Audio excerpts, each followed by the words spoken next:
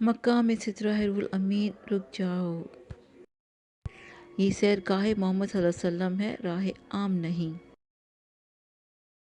بسم اللہ الرحمن الرحیم، السلام علیکم ورحمۃ اللہ وبرکاتہ۔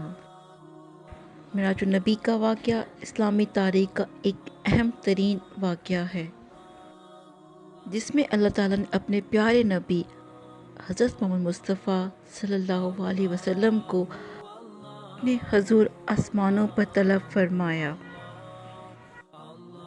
اس طلب کا انداز سب سے مختلف، منفرد اور سب سے جدا تھا۔ 26 رجب کا دن اور 27ویں رجب کی رات،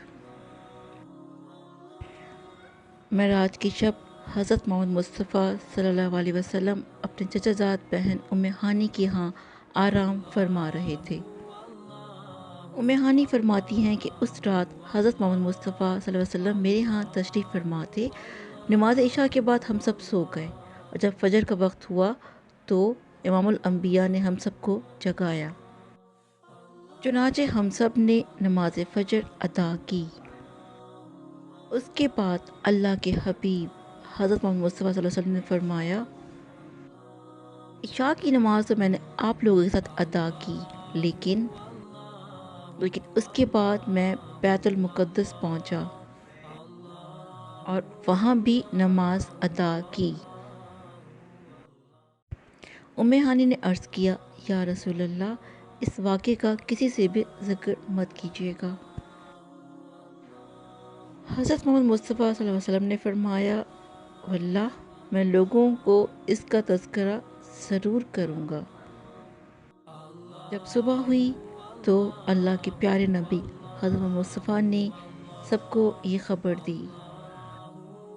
قریش نے اس پر تعجب کا اظہار کیا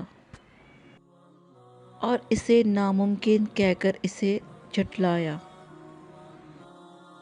لیکن حضرت ابو بکر صدیق رضی اللہ تعالیٰ عنہ نے اس واقعے کی بلا جھجک تصدیق کر کے بارگاہ رسالت سے صدیق کا لقب پایا۔ قرآن پاک میں سورہ بنی اسرائیل اور سورہ نجم میں واقعہ معراج کا ذکر کیا گیا ہے۔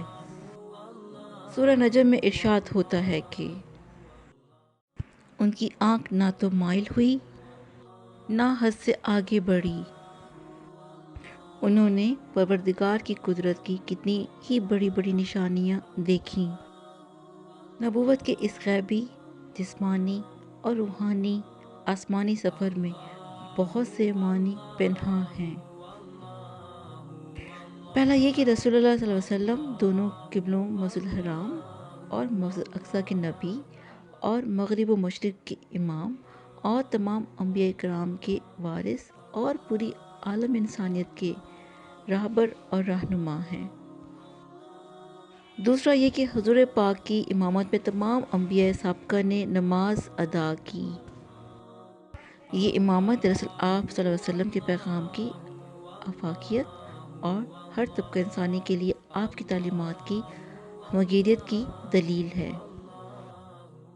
تیسرا یہ کہ رسول اللہ صلی اللہ علیہ وسلم کسی ایک قوم یا ملک کے رہنما نہیں، بلکہ آپ صلی اللہ علیہ وسلم جس گروہ سے تعلق رکھتے ہیں وہ خدا کے بھیجے ہوئے نبیوں کی جماعت ہے۔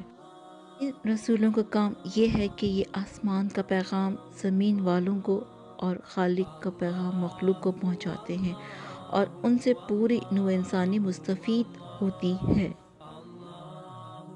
معراج کا واقعہ دراصل ایسی حقیقت ہے جس سے ازل و ابد کا فاصلہ ختم ہو گیا اور رسول اللہ صلی اللہ علیہ وسلم نے مکان کی حد سے آزاد ہو کر سدرۃ المنتہا کے اس پار دیکھا تو کائنات کی کوئی شے نظر سے اوجھل نہ رہ سکی۔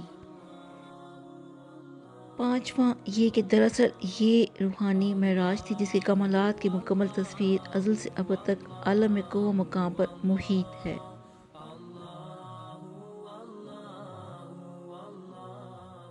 چھٹا یہ کہ حضور اکرم صلی اللہ علیہ وسلم کا حضرت عیسیٰ، حضرت موسیٰ، حضرت ابراہیم کے ساتھ مل کر ادائے صلاۃ انبیاء کرام کا وحدت دین سے منسلک ہونے کی واضح علامت ہے۔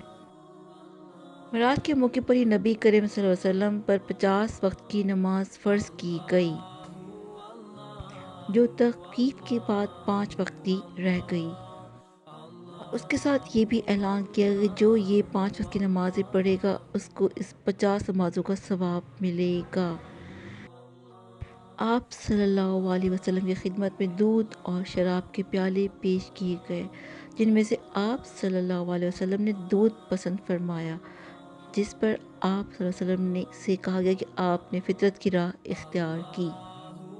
آپ صلی اللہ علیہ وسلم شراب پسند یا قبول کر لیتے تو آپ کی امت گمراہ ہو جاتی۔ آپ کو جنت اور دوزخ دکھائی گئی۔ دوران سفر آپ صلی اللہ علیہ وسلم نے ان لوگوں کو بھی دیکھا جو یتیموں کا مال کھا جاتے تھے، ان کے ہونٹ اونٹ کی ہونٹوں کی طرح تھے اور اپنے منہ میں پتھر کے ٹکڑوں جیسے انگارے بھر رہے تھے۔ رسول اللہ صلی اللہ علیہ وسلم نے سود خوروں کو بھی دیکھا جن کے پیٹ اتنے بڑے تھے کہ وہ اپنی جگہ سے ادھر سے ادھر نہیں ہو سکتے تھے۔ آپ صلی اللہ علیہ وسلم نے زناکاروں کو بھی دیکھا جو تازہ گوشت چھوڑ کر سڑا اور بدبودار گوشت کھا رہے تھے۔ استغفر اللہ۔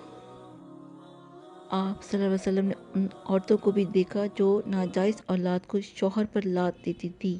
ان عورتوں کے سینے میں بڑے بڑے کانٹے چبھو کر انہیں آسمان کے زمین کے درمیان لٹکایا گیا تھا۔